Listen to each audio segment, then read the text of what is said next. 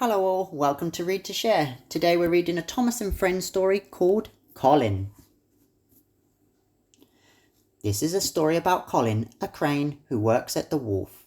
While everyone gets ready for a party, Colin looks set to spend the night alone. But when good friends to help, he may just get some cheer after all. It was a frosty afternoon on Sodor. Colin was hard at work at the wharf. Colin was a shiny green crane. He had a long arm that was really useful for carrying things. That evening, a party for the children of Sodor was being held in the fin controller's garden. His house was near the engine depot, so the engines could enjoy the party too. Colin's friend Freddie was very excited. "There will be presents and fireworks," he said. But Colin didn't look quite so excited. Just then, the fin controller cycled into the wharf. "All of these crates must be unloaded before I leave for the party tonight," he told Colin. "You can count on me," Colin replied. "I must go now," said the fin controller. "I'll be back later for Freddie to take me to the party." The fin controller rolled away on his bicycle. "It will be the best party ever," Freddie peeped.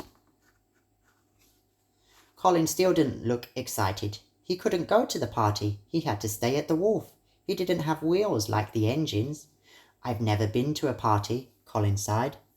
Freddie felt sorry for his friend. Then suddenly he had an idea. "If I move the party to the wharf," Freddie thought, "Colin can have his first surprise party." Freddie steamed out of the wharf to put his exciting plan into action. Freddie's first job was to find the fin controller. On his way, he pulled up to Peter, Sam and Rusty. Peter Sam was pulling a flatbed filled with crates. These crates had lots of colourful lights and presents on top. Rusty was pulling another flatbed. It was piled high with boxes of fireworks. "We're taking the cargo to the fin controller's house," Rusty told Freddie, "for the party." "The party is now at the wharf," puffed Freddie. "I'll take your flatbeds back there. Will you tell the other engines?" Peter, Sam and Rusty were very surprised, but they agreed to help. By the time Freddie had chuffed back into the wharf with the flatbeds, the snow had settled on the ground. "Please leave the cargo here until I come back," he told Colin. Colin was puzzled. Doesn't the fin controller need the cargo for his party? He thought. Later that afternoon, Thomas brought the fin controller back to the wharf. When he saw the presents, lights, fireworks, he was very cross. "They should be at my house for the party," the fin controller shouted. "Colin, load them onto the barge." Colin didn't want to get Freddie into trouble, so he kept quiet. He carefully loaded all of the cargo onto the barge. When he had finished, the barge set off down the canal towards the fin controller's house. Freddie steamed all over Sodor. He couldn't find the fin controller anywhere. Snow was falling heavily and it was getting late. He still hadn't asked if he could move the party. When Freddie finally spotted back into the wharf, he was very tired. Colin was waiting for his friend. He told him all about the fin controller's visit. "He asked me to send the party cargo down the canal," Colin said, "so it's all done." Colin was very pleased, but Freddie wasn't pleased at all. The children would be arriving at the fin controller's house in half an hour. There was nothing for the party there, and there was nothing at the wharf. Freddie felt terrible. "Which way did the barge go?" he asked Colin. Colin pointed his long crane arm down the canal, and Freddie steamed off to find the barge.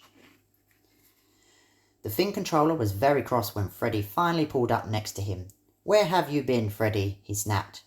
Freddie told him about his idea to move the party to the wharf. "I'm so sorry, sir," he sniffed. The fin controller was quiet for a few moments. "You should have asked me first," he sighed. "But you can have the party at the wharf." Freddie let out a happy toot. He just hoped he could find the barge before it was too late. By the time Freddie caught up to the barge carrying the party cargo, it was almost dark. "Stop," he called to the bargeman. "Please turn the barge around and go back to Colin. The party is now at the wharf." The bargemen were very surprised, but quickly stopped the barge. Then Freddie headed back to find Colin. It was time he told his friend what was going on. When Freddie pulled into the wharf, Colin had just finished his work for the day. "Have I got a story to tell you?" puffed Freddie. He began to tell Colin all about his party plans. Colin was surprised and delighted. "You moved the party for me?" he blushed. "Well, We'd better get to work. The friends quickly hatched a plan. Freddie steamed off to collect the children while Colin waited for the barge to arrive with the cargo. He had some unloading to do. Colin moved the cargo in record time. When Freddie arrived with the children, everyone gasped. The wharf was filled with presents and lights. Many of the engines were there too. Then suddenly a loud bang echoed around the wharf. One after another, colourful fireworks shot up into the night sky. Whoa! Thank you so much, Freddie, smiled Colin happily. I'll never forget my first party. The engines whistled and the children cheered. It was the best party ever. The end. Thank you for listening. Please give a thumbs up and subscribe to my channel. Thank you.